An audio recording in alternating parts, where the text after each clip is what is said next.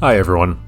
Welcome to the update summary for Vane 0.012. It's a pretty big update, but we're just going to go over some of the key changes here. A mostly full changelog including bug fixes can be found on Steam, where the update is live right now. If you don't have Vane yet, you can get it for free by installing the demo there. If you like what we're doing, a Steam wishlist always helps, as do donations which can be found on our website. Links are in the description. First off, we've done some polishing on melee weapons.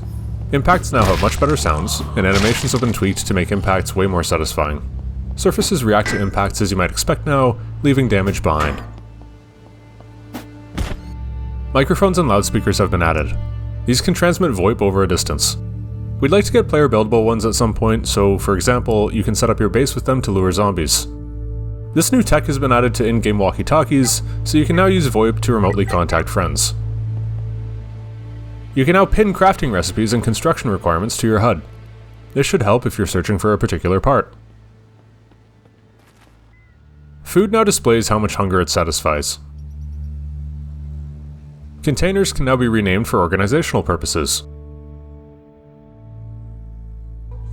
We've added 2 new gameplay modes. Permadeath means that if you die, you have to create a new character similar to Project Zomboid. Iron Man means you can't autosave, preventing save scumming. We've added a drivable golf cart to the game. Zombie AI has been improved. Zombies will now look up and down at you if you're at a different height, and zombies will now attack and climb through windows. Be sure to fortify them well. Planks are now stackable in your inventory, something much requested. Wood logs that you get from tree chopping also now saw into 4 planks instead of just 1. There's been more map progress. Redford has received a lot of new polish on the exteriors, with planters, greenhouses, and general yard junk now found in the area. Saranac has also received a lot of attention for this update. Many buildings now have interiors in detail, such as the courthouse, some warehouses, the old folks' home, hardware store, church, and more. The medical and repair skills have been implemented and now have an effect on healing items and repair bench effectiveness. We've moved a bunch of UI into the journal, accessible by default by pressing J. This now has a list of quests, the group system, and the map. Don't get too excited about the quests page. There aren't any quests to do yet, but we've been working on the system for it.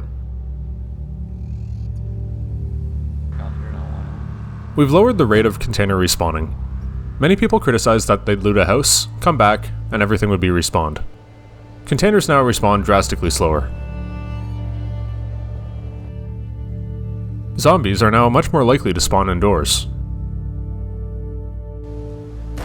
We've added bite wounds to Vane. Zombies and animals will occasionally bite you, giving similar effects as a deep wound. If a zombie bites you, your time is limited.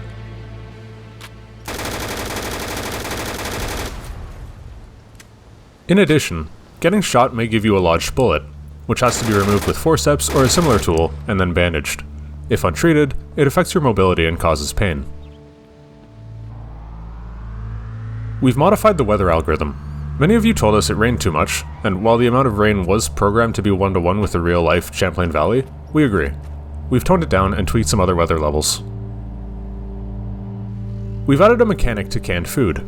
You now need a can opener or something sharp to eat canned food. Canned food lasts a very long time if sealed, but once open it will go bad like any other food. Finally, we've been knee-deep in engine code. We've managed to improve CPU performance around 400%, and similarly, you should see graphical performance ticking a bit better with this update.